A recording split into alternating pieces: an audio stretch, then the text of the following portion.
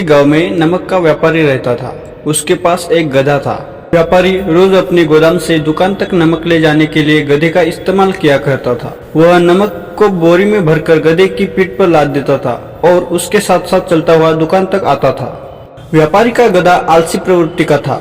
काम से बचने के लिए वह नित नए उपाय सोचता रहता था।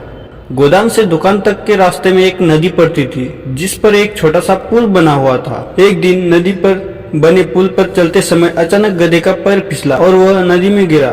नदी के पानी से नमक की बोरी भीग गई। जब तक व्यापारी ने गधे को पानी से निकाला तब तक बोरी में भरा हुआ सारा नमक घुल गया। गधा जब चलने लगा तो उसे बोरी का भार बहुत कम महसूस हुआ और वह खुश हो गया। उसने सोचा कि अपने ऊपर लदा हुआ बोझ हल्का करने का ये बहुत बढ़िया तरीका है। अगले दिन वह जानबूझकर नदी में गिर पड़ा। नमक पानी में घुल जाने से बोरी का वजन फिर कम हो गया। उसके बाद से वह हर रोज ऐसा ही करने लगा। रोज रोज गधे की यह हरकत देखकर व्यापारी उसकी चालाकी समझ गया। उसने गधे को सबक सिखाने का फैसला कर लिया और अगले दिन बोरी में नमक के स्थान पर रुई भरकर गधे की पीठ पर लाद दिया। रुई हल्की थी। इसके बाद भी आलसी गधे ने सोचा कि क्यों न रोज की तरह नदी में पानी में गिरकर इस वजन को कम कर लिया जाए। इसलिए वह जानबूझकर नदी में गिर पड़ा। लेकिन इस बार बोरी में नमक नहीं बल्कि रुई थी।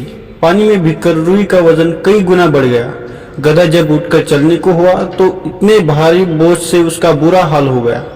उस दिन के बाद से उसने कभी आलस न करने का निर्णय किया। सीख: आलस का फल कभी ना कभी मिल ही जाता है।